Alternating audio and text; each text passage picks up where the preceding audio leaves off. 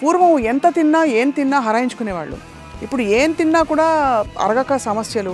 తను తినేది తక్కువ, క్వాలిటీ అయింది. అండ్ దాంతోపాటు అన్నం తింటూ ఉంటే గిల్టీ ఫీల్ అయ్యే పరిస్థితులకు వచ్చేసామండి మనం. ఒక ప్యాకెట్ ఓపెన్ చేసినామంటే నువ్వు లేదు ఇక్కడ గ్యాస్ట్రిక్ స్పాజం లాగా రావడం, పట్టేసినట్టు కావడం, అది గుండె నొప్పి అనుకోవడం. సో ఎందుకు సార్ దీనికి మూల కారణాలు ఏంటి? కెఫీన్ అంటారు. మసాలా తిన్నవా, కారం తిన్నవా, స్వీట్స్ తిన్నవా, ఐస్ క్రీమ్స్ తిన్నవా, కాఫీలు ఎక్కువ తాగినవా, ఇది కాకుండా ఎట్లుంటున్నావు.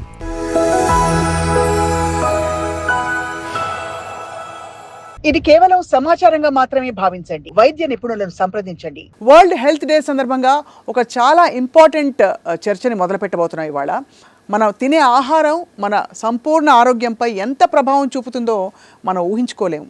ఇవాళ మనం gastroenterologist and surgical GI oncologist, అందరికీ సుపరిచితులు, liver transplant surgeon doctor Vimalakar Reddy గారితో మాట్లాడబోతున్నాం.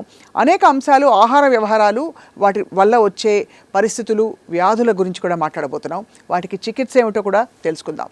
పూర్వం ఎంత తిన్నా ఏం తిన్నా హరాయించుకునేవాళ్ళు. ఇప్పుడు ఏం తిన్నా కూడా అరగక సమస్యలు, ఆకలి లేక సమస్యలు, ఎక్కువ తినే సమస్యలు. ఎందుకండి స్టమక్ రిలేటెడ్ ఇన్ని సమస్యలు వచ్చేసాయి? సో మీరు మొదలుపెట్టింది పూర్వం తిన్నది అరిగించుకునేవాళ్ళు. పూర్వం తినడంతో పాటు ఏం చేసేవాళ్ళు? ఎక్సర్సైజ్. పూర్వం ఉన్న ఎన్విరాన్మెంటల్ పరిస్థితులు ఏంటి? తను తినడంతో పాటు ఎక్సర్సైజ్ పని కట్టుకొని చేయాల్సిన అవసరం, మనలాగా ఇప్పుడు జిమ్కి పోవాల్సిన పని లేకపోయినా తాను పొద్దున్న లేచి నుంచి సాయంత్రం వరకు ఆ ఆహారాన్ని సంపాదించుకోవడం కోసమే తను పనిచేస్తూ ఉండేవాడు. ఆ ప్రాసెస్లోనే తనకు దొరికేది తక్కువ, క్వాలిటీ నేచర్ నుంచి వచ్చింది. దాంతోపాటు దాన్ని కంటిన్యూస్గా అరిగించుకుంటేనే, అంటే ఆ పని చేయాల్సి వచ్చేది. కరెక్ట్. సో తను తినేది తక్కువ, క్వాలిటీ అయింది. అండ్ దాంతోపాటు మనకి అది ఖర్చు అయిపోయింది.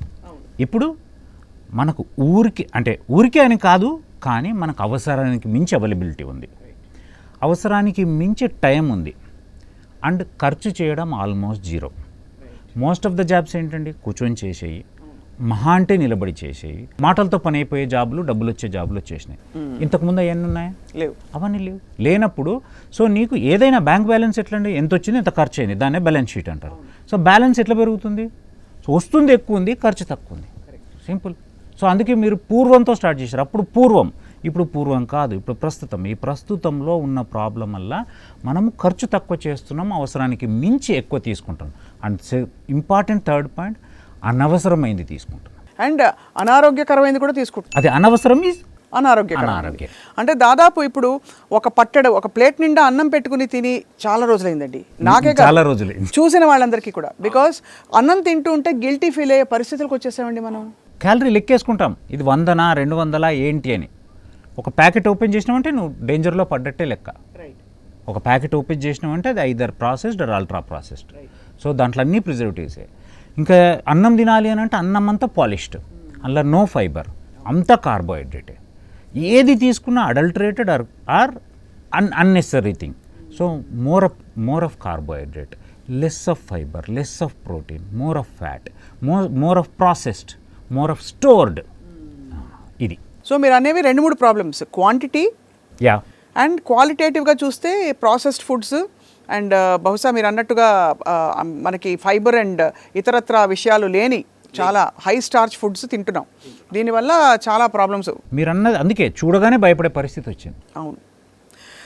కొన్ని ఫండమెంటల్ ఇష్యూస్తో మొదలుపెట్టి సర్జికల్ యాంగిల్ ఆస్పెక్ట్ ఆఫ్ గ్యాస్ట్రోఎంట్రాలజీలోకి వెళ్దాం డాక్టర్ గారు.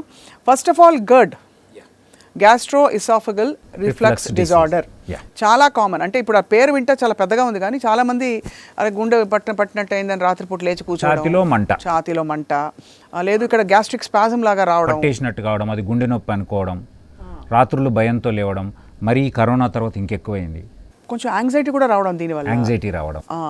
సో ఎందుకు సార్ దీనికి మూల కారణాలు ఏంటి? కెఫీన్ అంటారు, మళ్ళీ ఆల్కహాల్ అంటారు, ఇవన్నీ కాకుండా ఇంకేమైనా కారణాలు ఉన్నాయా? Life style disease. What is mean by life style disease? నువ్వేం తింటున్నావు, ఎట్లున్నావు, ఏం తింటున్నావు, మసాలా తిన్నావా, కారం తిన్నావా, స్వీట్స్ తిన్నావా, ఐస్ క్రీమ్స్ తిన్నావా, చాక్లెట్స్ తిన్నావా, ఆల్కహాల్ తీసుకున్నావా, స్మోకింగ్ తీసుకున్నావా, కాఫీలు ఎక్కువ తాగినావా, ఇదొక పాయింట్. ఇది కాకుండా ఎట్లుంటున్నావు అంటే ఎంత పీస్ఫుల్గా ఉంటున్నావు, ఎంత స్ట్రెస్తో ఉంటున్నావు, ఎంత స్ట్రెస్ ఫ్రీగా ఉంటున్నావు, ఎంత చూడడానికి సరిపోయే కరెక్ట్ బిఎంఐలో ఉంటున్నావు. Got it. ఎట్లుంటున్నావులో మానసికంగా ఎట్లుంటున్నావు, భౌతికంగా అంటే శారీరకంగా ఎట్లుంటున్నావు. శారీరకంగా ఐడియల్ బిఎంఐలో ఉండి అడిక్వేట్ స్లీప్తో ఉండి వీలైనంత ఎక్కువ మానసిక ప్రశాంతతతో ఉండి చేస్తున్న పనిని ఎంజాయ్ చేస్తూ మనం చెప్పిన వీటిని మోతాదులో తీసుకోవడం లేదా తగ్గించి తీసుకుంటే జీఈఆర్డీ రాదు. జీఈఆర్డీ అంటే ఏంటి?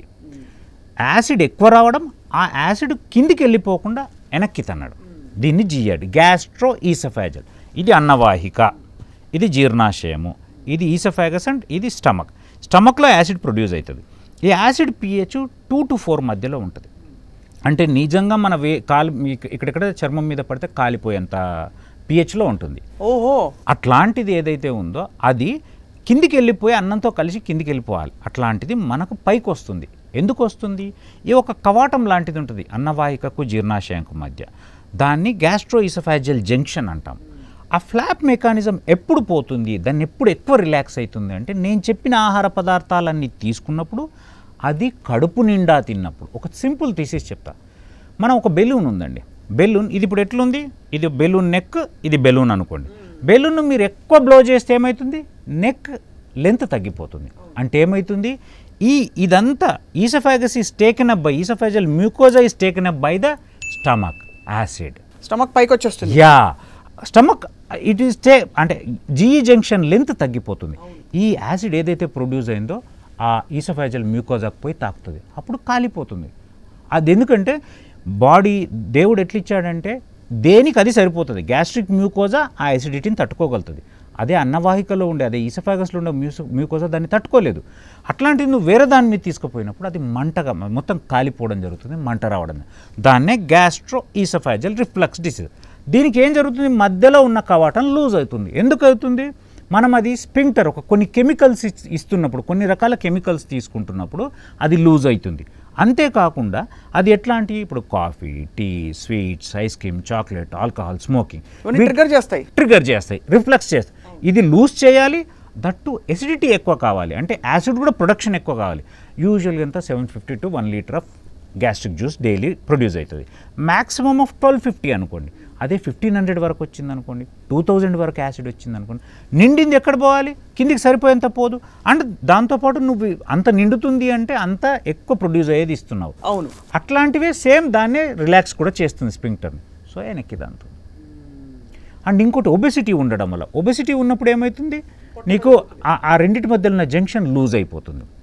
అండ్ దాంతోపాటు స్ట్రెస్ ఉంది, స్ట్రెస్ ఉన్నప్పుడు ఏమవుతుంది, యాసిడ్ ప్రొడక్షన్ ఎక్కువ ఉంది. స్లీప్లెస్ నైట్స్ ఉన్నాయి, యాసిడ్ ప్రొడక్షన్ ఎక్కువ అవుతుంది.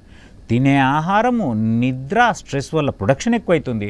ఫ్యాట్ ఉండడము, కొన్ని రకాల కెమికల్స్ వల్ల లూజ్ అవుతుంది. ఈ రెండింటి వల్ల తిరిగి వెనక్కి వస్తుంది. వెనక్కి వచ్చినప్పుడు ఇట్ ఈస్ నాట్ ట్రైన్డ్, దానికి అది ట్యూన్ అయ్యి లేదు, ఆ మ్యూకోజాకి ఇది ట్యూన్ అయ్యి లేదు, యాసిడ్కి కొరోజీ అయిపోతుంది. దానివల్ల బర్న్ వస్తుంది. అది ఇంకా పైకి వస్తే నోట్లోకి వస్తుంది, థ్రోట్. ఐ హవ్ సీన్ రీసెంట్గా, I don't want to tell, one of my close friend is a great physician. ఎంతో మందికి సర్వీస్ చేసి ఎంత రిఫ్లక్స్ స్ట్రెస్ఫుల్ లైఫ్ వల్ల ఒక 10 ఏళ్ల పాటు యాంటాసిడ్స్ వాడడం జరిగి తట్టుకోలేక ఒక రోజు నా ఇంటికి వచ్చాడు డైరెక్ట్ వాళ్ళ వైఫ్ని తీసుకుని. అన్న, I'm unable to speak.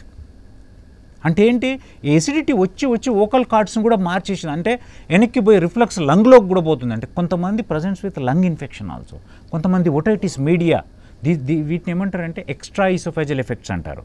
So voice మారిపోయి మాట్లాడలేని పరిస్థితిలో వాయిస్ ఫటిగ్లోకి వెళ్ళిపోతున్నాడు. అతనికి నేను యాంటీ రిఫ్లక్స్, అంటే ఆ రిఫ్లక్స్ రాకుండా సర్జరీ చేస్తే ఇప్పుడు నౌ హీఈస్ కంఫర్టబుల్. మొన్న ఒక పెద్ద మెసేజ్ పెట్టిన ఫేస్బుక్లో, నేను 10 ఏళ్ల తర్వాత కడుపు నుండి బిర్యానీ తింటున్నాను అంటే, మళ్ళీ తప్పే, but still is happy for eating.